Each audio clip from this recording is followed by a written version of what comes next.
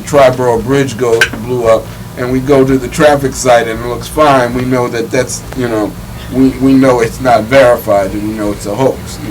So these are some of the tools that we use in order to keep track of what's going on. So I don't know if this is going to load any better than this, but I think we'll go back to our PowerPoint. So those are some of the, these are all some of the things that you can find directly off of our website. And we use that, you can use that, in emergency at home, as well as if you're here in the station.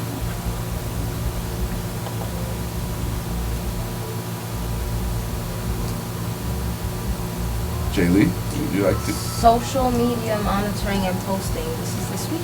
Yeah. Well, no, I just wanted to give them a flavor for it. Okay, so this is what you see when we set up our command center. We have our Twitters right here. This would be our Hootsuite, correct? Well, in the middle is our Facebook posting. In the right is where we tweet, but it's also other tweets that come on our feed. And then in the left is places where we're mentioned. So you see where it says at WHCREBT. If somebody puts our name in a tweet, then it comes up there. So that you would can be this one right over here. Right. So let me show you. So for example, Wally, who you know, back in December, he was awarded an award by OEM, and so this was where we got South Harlem CERT. This is Ramona posted a congratulations that she put at WHCREBT, so it came into our feed. This is actually Wally. This is his first tweet. So so this is like we got Wally on Twitter. So that was a big deal. Now this is actually coming from New York City Office of Emergency Management. Audrey had done a interview on her show with the OEM Commissioner Bruno. So their press department tweeted, ICYMI, in case you missed it, OEM Commissioner Bruno spoke with Audrey Adams at WHCR, and this is a link to the YouTube, and then we're mentioned there. This again is Ramona at Bronx Street tonight celebrating Wally Noir and WHCR for his CERT award. So every time someone mentions us, it goes, it comes up in this Twitter feed. This is what posts on our Facebook site. So these were actually the posts, again, that went up that day. You see that's 12:01, unconfirmed reports it was a gas leak, updates on the gas explosion, telling people more information on the radio, and as of 2:20 p.m. they had only had 2 casualties, 2 in life-threatening conditions. This is literally the information we were getting from police and fire department in real time. So that's what we knew as of 2:42 p.m. This is another link, information we got about calling 311. Now the information we got here, we got from this column here, because as you can see in our feed, we have alerts coming in from FDNY. This is in real time. This is today. You see March 21st, 5:31. So that was from last night. This is from New York City alerts. This is from the mayor's office, FCC. We get stuff from MTA. So when we're monitoring in real time, we're looking at this column to see what alerts we get coming from other organizations like the Red Cross, like FDNY. And these, as we said, are trusted sources. So when we get a blast from the mayor's office in real time about an event, or, this is FDNY, all hands fire in Paulding Avenue, we can take that information and then we can retweet it on our own Twitter, and we can also put it up on Facebook. So that's how we monitor in real time and not have to go back and forth. And you asked me this earlier. That's how you do it and not have to go juggle back and forth between Facebook and Twitter. We can do them both in this one interface. Exactly. And Bob, just a point, you not only can monitor, but you can post to both of those right. applications. Exactly. Right on this page as well. Exactly. So if you see up there where it says compose message, I can put a message in there, and I can make that message either go to the Twitter or to the Facebook or to both at the same time. And so that's in real time. This is a very, very useful tool for us. And what's also good about it, because it's a web-based tool, we don't even have to be in the station. So I was doing this on Wednesday in real time from home. You know, and so that's one of the things is that how we operate. Some of the things that we operate, it's going to be the same whether we do it from here in the EOC or whether we do it remotely. The functions are actually going to be the same. So some of the sites we monitor, New York City Office of Emergency Management, MTA, National Weather Service. You saw the traffic cameras live. New York City Severe Weather is also a sub site on the OEM site. So when there's a storm or some sort of severe weather event, they post a special site. So we monitor those as well, because during the weather emergencies, there are always travel advisories and updates on, you know, what's going on with transit. And so we monitor those sites so we can get the latest information on that as well. Now, during, sometimes what we'll do is we'll use a template during an event. This is something we actually use. This was the storm that we had the day before Valentine's Day. And so what happens is during the course of an event, you know, we'll have some information that kind of stays the same and then some of it that might change. So we created this template and, you know, we changed the time and weather for different reports. And we would monitor it to see if there's different changes from MTA or other agencies, and we change those reports on the fly.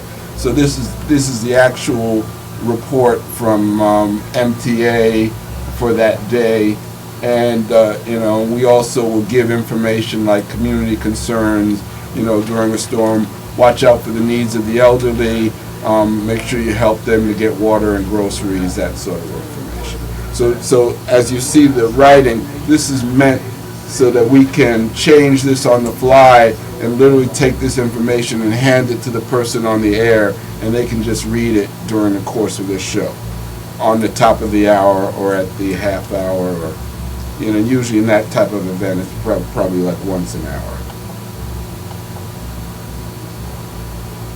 And the summary to conclude, the PIO is to get the facts quickly, get them accurately, and get them out.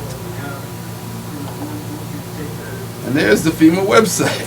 I'm so ahead of myself. We cheated. But this is the Public Information Officer training on the FEMA website. So you can go to FEMA.gov, and note IS-29 is the code for the Public Information Officer.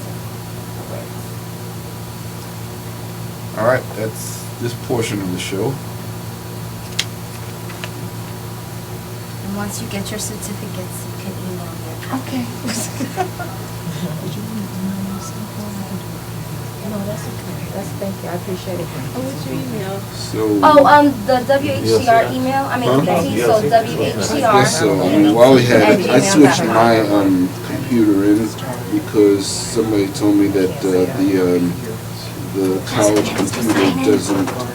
I didn't save the PowerPoint in the old version. Too bad.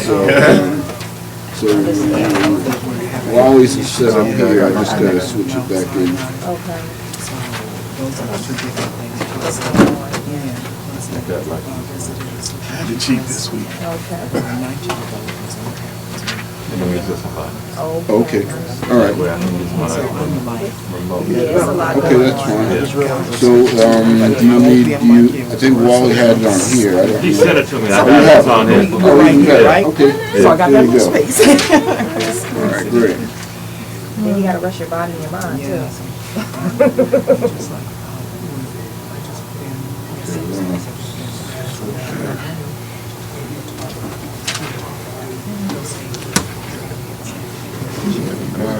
No, I already done it. Two of mine. close counterparts have this system. Okay. And it's great. Okay. It's great. So, trying to get it. Right, and everything will, hopefully everything will work out. Yes, I'm hoping. I have I put something down. I said, why would you just went all the way wired it to 138th Street, rewind all the things. And when we started 139th Street, we were the same. Right, You know, right, it's right. like certain areas get certain connections you get. You know, in terms of they brought it in. We part of that was like, so they happened to start to stop. No. Right, I hear you. I hear you. He stepped down, right? Yes, he did. He did. And he had his replacement there for about a year and a half. Okay, so the transition, Yes, yeah. yes. I went to the announcement. They didn't do it publicly until they announced it to all the leaders. Correct. And he's very dope, very nice. I forgot her name, but she's interviewed. Okay, okay, okay.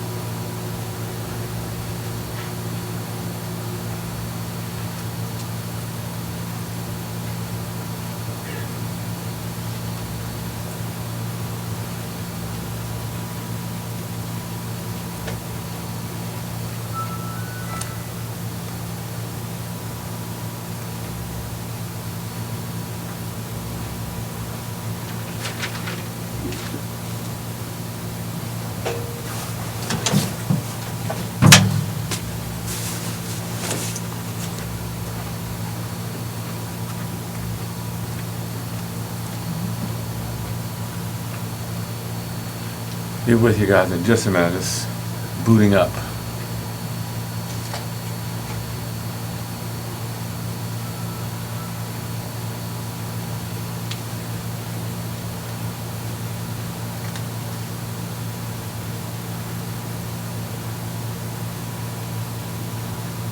Recorded the 13. Yes, I'm a newbie. Yeah, South which Park, one? South Park with Ramona. Oh, okay. Yeah, Yeah, I know Yes. Ramona. a newbie. Congratulations.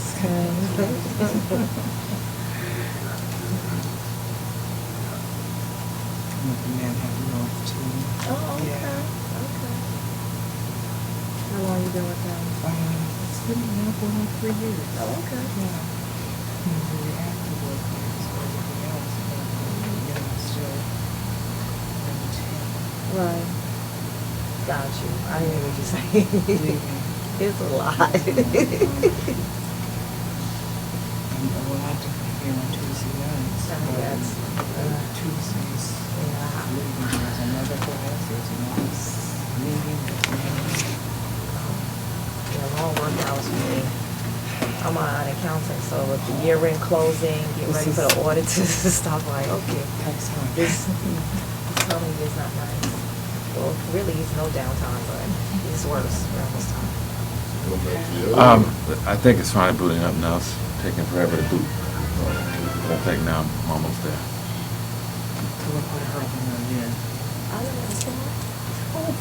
I was trying to update when I shut it off to come down here. I think that got it hung up somehow. I grew up there. You know, I forced it to shut down. Yeah. Near where the pool is. Okay. There, I forgot which hill was in, but when you walk on Lennox, it's the second one you go right. Ah, 728. I think it's building 5. I think that's building 5. Facing the bus depot. Yeah, that's theirs, face the bus. Yes.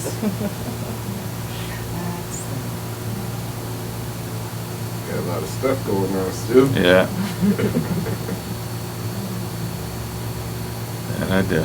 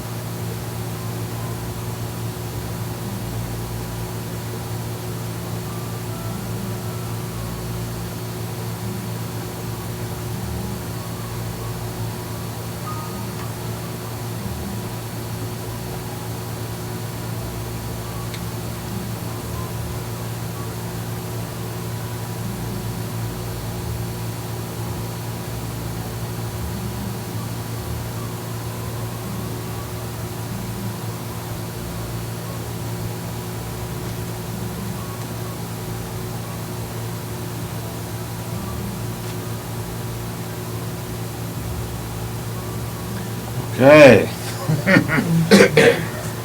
So I'm going to talk a little bit about the EOC. Some is going to be redundant because you already heard a lot about what goes on in the EOC from the PIO presentation. The beginning of this is kind of a high-level look at what generic EOCs do. And basically they provide a central location from which government at any level can provide interagency coordination and executive decision-making in support of incident response. So the EOC doesn't command or control, but basically they coordinate. Basically by collecting information and evaluation, setting priorities, and resource management. The EOC is a critical link in emergency response in that we coordinate with on-the-scene incident managers and other agencies to acquire, allocate, and track resources, manage and share information, establish priorities, provide legal and financial support, and liaison with other jurisdictions and levels of government. So it's like the communications hub. The WHCR EBT EOC. We kind of went through that, but I'm going to give you another just quick walkthrough. It's a conduit for information from the incident scene through lower level agencies to higher level coordination entities in the public. Basically that just means we're collecting stuff from the street or from wherever our sources. We pass it through our public information filter. We also coordinate with other agencies. Bob and Jay Lee talked about getting information from the fire department, police, etc., etc. So we coordinate, confirm, and then pass it on to the public. One of the key things about a communications facility like an EOC is to establish interoperable communications with other parties. That just means that you can talk to them, they can talk to you over a common platform. Historically, in the past, you guys I'm sure have heard about the debacle for 911 when the police department and the fire department couldn't communicate with each other, working on different frequencies. So that's one of the really key factors of interoperability. Everybody's got to be able to talk to everybody else. The benefits of EOC helps establish a common operating picture, facilitates long-term operations, improves continuity, access to available information, simplifies analysis and verification, resource identification and assignment, single facility that efficiently helps coordinate everything with a single location where officials can make decisions and coordinate activities. So it's one point of contact through which all information and functions can flow. This is something that we talked about in the earlier presentation, communicating with the media, the public information officer. Considerations is some of the stuff that Jay Lee was talking about. Who's the public? What does the public need to know? Who will provide that information? Who will manage the flow of that information? How will the information be transmitted? When and how often? So that's stuff that we do here vis-a-vis the radio station is our primary point of reaching out to the community with information.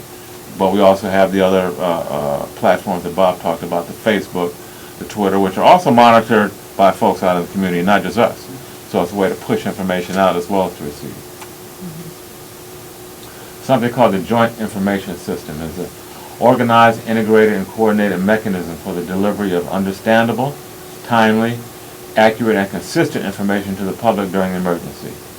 It's a way for public information officers from different organizations, local, state, federal agencies, to work together.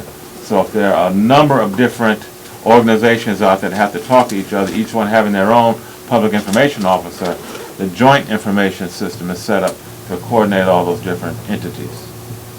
Excuse me, can I Yes. just ask, how many PIOs do you have or do you want to have?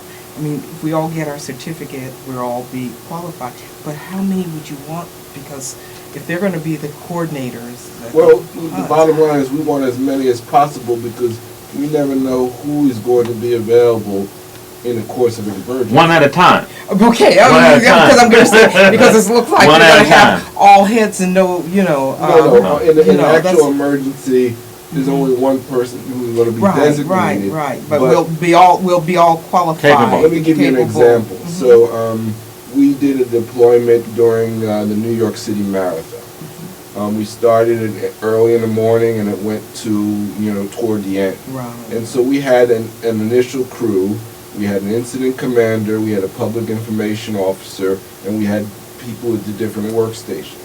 Around 12 o'clock, 12:30 or 1 o'clock, we had a change of shift. So a new incident commander comes in, a new public information officer takes over. So we actually had to do a transfer of command where the new incident commander comes in. We have to update them as to where everything is, who's in the field, who's coming in to fill different shifts, and that new person comes in and takes over. So in the course of an emergency, we may have multiple changes of shifts. So there's only one public information officer at any one time, but if somebody has to leave or something like that, we want somebody who's trained to be able to take over. So the more, hey, Rick. Hey, we'll be in room 201. Mhm. Got some food. I'm celebrating 500 shows. Oh, that's So great. if you want to come by, it's like healthy stuff. If you ain't into the healthy food, Yeah. fruits and vegetables, but No pork chop and gravy? nah, man. Hey, steamed vegetables? No. We didn't get there yet. That's on the next. come on. The next 500.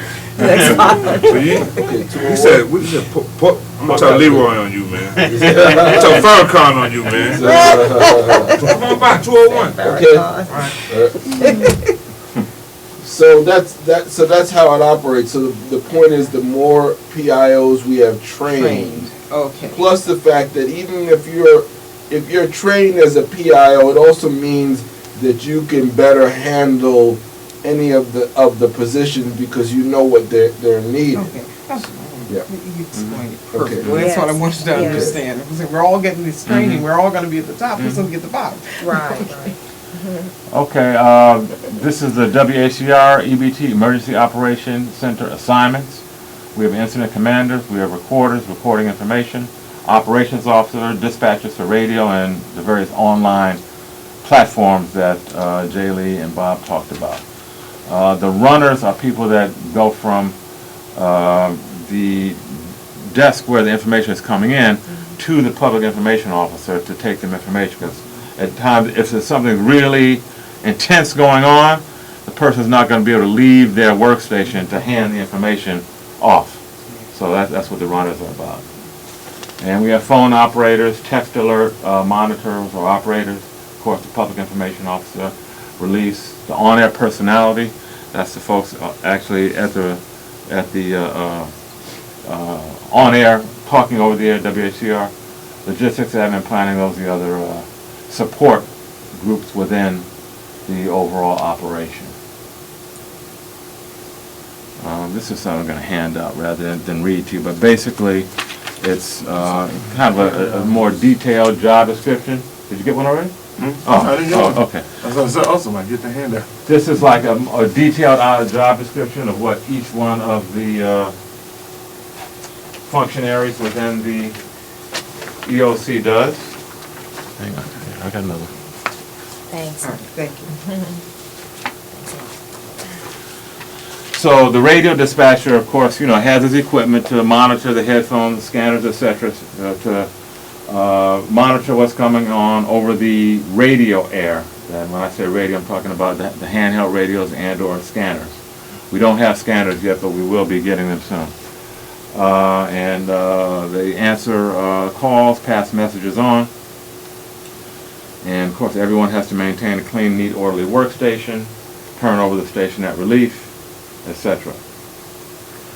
Most of the other duties and responsibilities are kind of the same for each one of the functions. We've got the public information officer, we've got the incident commander, online dispatchers for Twitter, for Facebook, for email, and we have a phone operator. And in each case, they got to ensure that the equipment is properly connected, that the PCs are online, that we're logged into the proper site, whether it be the Twitter or Facebook or email, that they keep an accurate log. That's a really important thing. We're talking about the runners and passing on information. Got to write stuff down. You just can't tell somebody, oh, this, that, and the other. You can't. It's got to be written. Because at the end of the day, we want to be able to go back and have a summary after-action report of what transpired. So it's really important that each one of these folks at their workstation keep a written log of what's going on. And of course, then they pass the information on to the PIO. And the rest is about maintaining neat, clean, orderly, turning over the workstation, etc., etc. So that's basically summarizes it all. You got a little better picture of what they do with Bob and Jay Lee's presentation. What we will do next time is we're going to actually bring out the equipment and set it up in here, the actual PCs and the monitors, so that we can actually go online, Twitter, email, Facebook, the scanners, etc., and kind of do a little walkthrough of what it looks like to actually run the EOC. They have a better understanding because you're actually going through the process. Yes. What I might do is, if we're going to take a break, I can just walk you back to the other room where the cabinet is, where you can see where we have all of our equipment. I do. Okay. I do. I go think I. Okay. Those deep pockets, those deep pockets. Yeah, I'm a super. Those deep pockets. So, just one or two quick, that's what a log looks like. That's one of our communications logs. You know, the hour, the recorder, that's you. Who are you? ID, if you have a radio name, or, like each of the handheld radios have a name, 003 or 026, whatever, and then the remarks of what happened. And that's something that needs to be turned around. Essentially, this is just, you have it on your handout. Yeah. This is just kind of how we lay out the room, where we put the various tables.